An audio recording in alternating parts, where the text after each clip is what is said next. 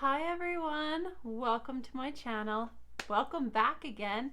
My name is Cece Sunny. I am the writer and independent author of The Curse of Wrath. It is available on Amazon in both ebook, paperback, hardback.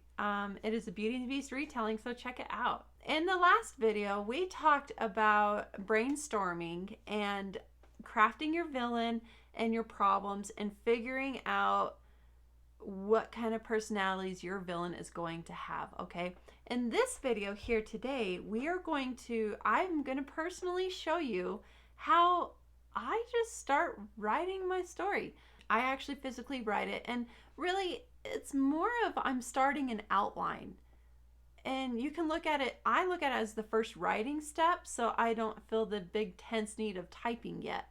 I have my story, at least the bones of it, lined out.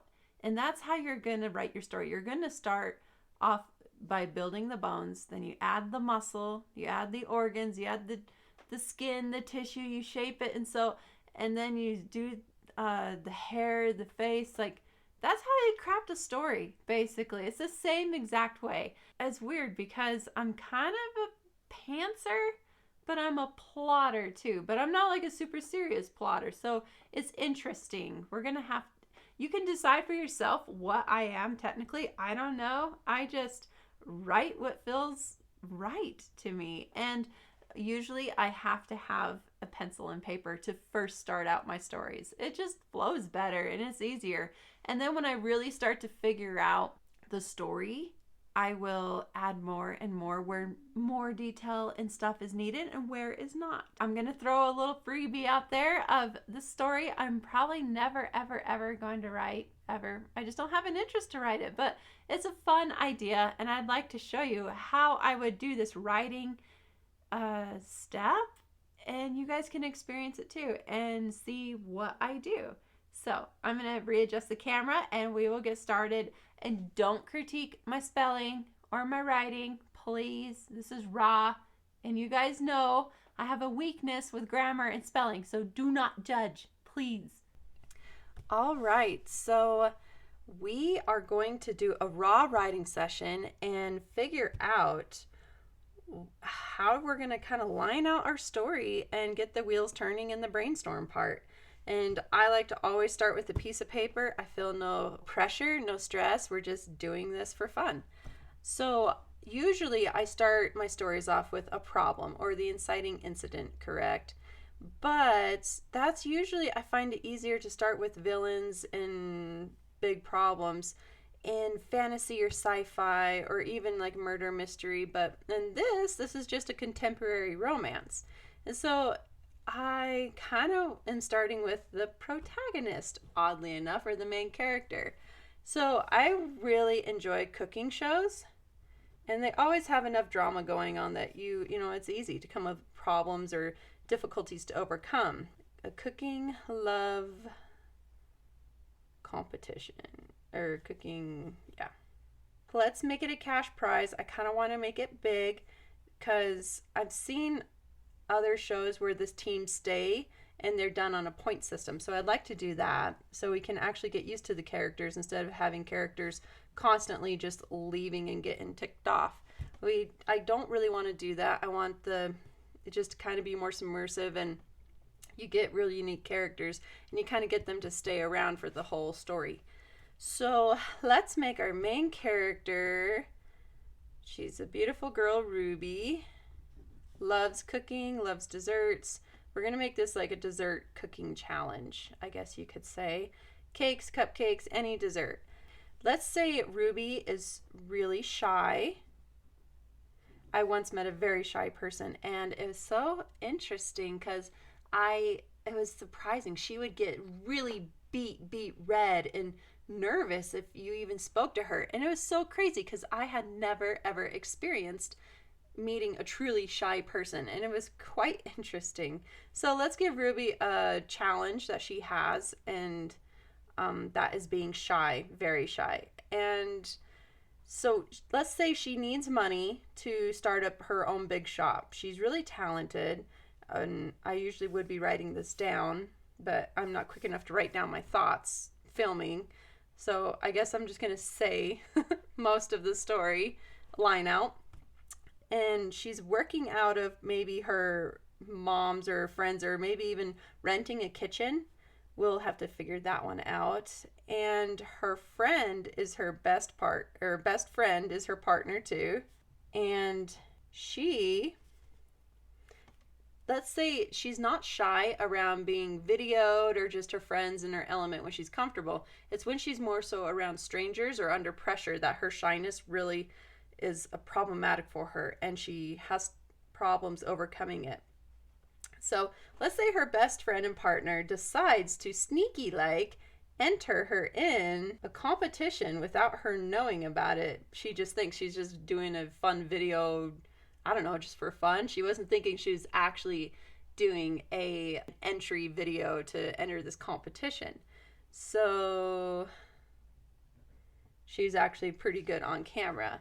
And then she finds out, oh crap, what did you do? She gets a thing in the mail saying congratulations, or a call or whatever email, that she is in the competition. Of course, she is terrified because that means cameras, people, strangers. She knows she's talented and skilled, but this is so hard for her to actually be in the limelight. But she decides to give it a try. She has nothing to lose, and she's going to be brave, and she's going to try new things. And so they go to this competition, and let's have a rival competitor amongst all the other characters. We can make it 7 or 8 people with their partners, or their business partner, which is a pretty big cast. I think we would just stick to the main, maybe we'd make it 5, 5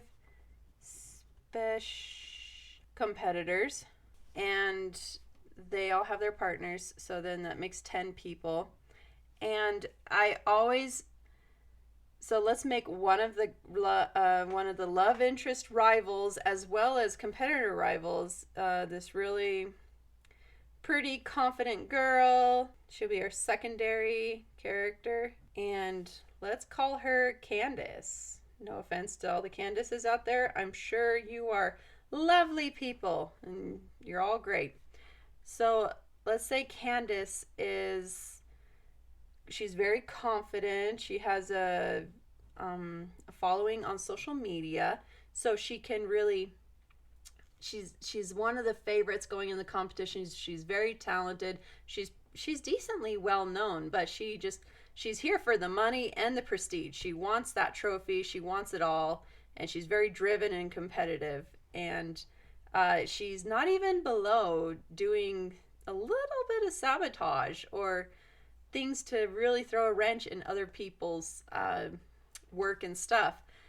And she could also sabotage the food ingredients. She only starts sabotaging food ingredients when she starts getting nervous that Ruby is going to beat her.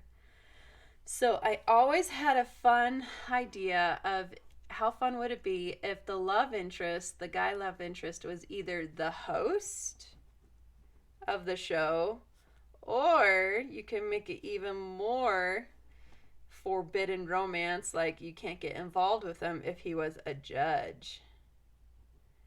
And I'm kind of leaning toward the judge. That's so much fun. So let's say the love interest guy is a judge, and he is like a mini celebrity cooking star, and he has quite a large following on social media, and he's very well known, and he's a little bit of a heartthrob. And of course they have this really cute meet moment part when the judges are introduced, and she's like, oh crap, he's really cute, and she obviously knows who he is, and she's a little nervous about the whole judge panel of how well renowned they are and the cameras and everything, but she's learning to just calm down and focus on her cooking. So in the first heat, let's say the judge comes around with the others. Sometimes they do that. He makes her nervous and really shy, and she like messes up something, or let's say she cuts her finger, and she never cuts herself, but of course she cuts herself looking like an amateur in front of the judges in the panel, so that puts her behind when she cuts her finger and has to wait for medics to fix up her finger. In the first heat, let's say it's a point system of how they are judged, and whoever and they don't know what their the other competitors' point systems are, but they keep track. So you don't really know who's. You kind of have an idea, but not super sure. But they do a point system, and at the end of, like, let's say 5 or 7 rounds of cooking, maybe 7 rounds of cooking or more. You don't want to do too many cooking rounds. Maybe 7 rounds of cooking. They figure out where they stand in the roster of how well they competed. And so let's say in the first heat that Ruby, right as time's about to run out and she needs to like bring her plate up to the thing to be judged, and she trips on her feet and she falls, and her beautiful work of art dessert is destroyed, and she only has enough then maybe to taste a little bit on her plate, but the presentation is totally ruined. It's all broken apart and it's a mess. But her food is really, really good. Despite that, she starts in dead last in the first heat because she was such a klutz and nervous, tripped, and spilled her piece on the floor. And let's say throughout the competition, you're meeting all these other people and getting to know their characters, and Ruby is starting to make friends, and as she's there longer and longer, she starts to calm down and relax. And the judge, it's so heartbreaking because the judge is actually a little bit attracted. Not a little bit. He's attracted to Ruby. He's intrigued by her. He's really learning a few creative things from Ruby, and he's getting inspired from her beautiful technique and how she like plates her desserts and how good they taste. Let's say they can also, let's have the judge and the love interest run into each other outside of the competition. Maybe they went to the same nearby coffee place early in the morning before the competition starts or something, and they can have conversation and talk, and that's kind of hard for her because she's shy. So, in one of the things I'm a huge advocate for in stories is letting the worst that can happen to let it happen. So Ruby's goal is to win this competition, correct? The worst thing that could happen is if Candace wins, and also make Candace want to get the love interest just a little bit, kind of get a love triangle going. I'm not a big love triangle girl, but if it's like before they're dating, he's not technically dating both girls, I'm okay with it. If he's just getting to know them, or one is trying to get him, but he's more interested in the other, that's fine. It's kind of different for me. I don't know why. That's just how it is. So in my comments about letting the worst happen, let's say throughout the competition, in these 7 rounds, Ruby is getting better and better and better. And if you just watch these competition shows, they always throw a wrench into the next thing you have to make or bake. And just go watch a few of these ridiculously awesome competition shows, and you'll have plenty of problems and wrenches they throw into it. Or you burn a batch, or the problems are endless that can happen in those competitions, besides any sabotage or making someone feel inferior. So my biggest thing is letting the worst thing that can happen. And what we're going to do is we are actually in the last final heat. It's head to head, but Candace wins the competition and Ruby gets second. Just because she did so badly in the first heat, she could not quite catch up, and she doesn't win every other heat after that. It's like a slow uphill battle for her. Then at the very end, like maybe this second to the last competition, she beats Candace in that heat, and she's hopeful that maybe she can win this. And then it so happens that Candace wins the money, she wins a competition, and it just breaks her heart, of course. And then she wonders if the judge is just didn't want to show favoritism for Ruby because he likes her, he's attracted to her, he's gotten to know her over the course of the competition, and she wonders if he was maybe a little prejudiced, but he wasn't. But she's like a little heartbroken, and maybe he goes to console her. I don't know. We got to figure that out. And then toward the end, though, this guy, the judge, we really should name him. But the judge guy, he wants to see Ruby more and to see if this relationship will go anywhere and to just date her. Even though Ruby does not win the competition, let's say she just kind of wins over the judge's heart, and vice versa. And let's say they date for a long time, and as she's dating him, he helps her to get exposure and to like build her audience on social media and everything, and she finally gets enough sales and does well enough in everyday life that she can open her own store, and they can open a store together and live happily ever after, or whatever. But that is basically how you just think about lining out your story. You want an inciting incident. In this case, it was a love competition. It was a food cooking competition and a sneaky partner. And then you have all the problems. You just throw it problem after problem after problem, and things for them to overcome mentally, physically, and emotionally. And then once they face all those down and they start to overcome their fears and to realize their misbeliefs, then at the end, I always kind of like to make it let the worst happen. Because it keeps it unexpected. They always hope that something good will come from it, and you expect her to win the prize, but she doesn't, but she wins the guy in the end. All right. So one of the things that I forgot to mention, but I kind of lined it out anyways, when we are making these characters and their personalities and stuff, we always do their desire. What do they want? Their fear and misbelief, right? So Ruby's desire is to win the competition and to cook. Her desire is to cook and own a shop one day. Her fear will make it both that she will lose and not be able to win the money to get her dream. And not only lose, but she also is afraid that her shyness, let's say the competition, literally, it brings on that she gets shaky a little bit. So it's really hard for her to like decorate the cake or whatever because she's just like shaking so much. And so let's say her shyness and having a steady hand is a problem for her. And let's say that she's not looking for a relationship. She's not really, I guess she's not in the market to date a guy. And so even though the judge is really cute and she's a little bit interested, she's trying to focus on this competition and not have any kind of romance. And that will be her misbelief, I think, that she has to win this competition in order to achieve her dream or her desire to own a shop. She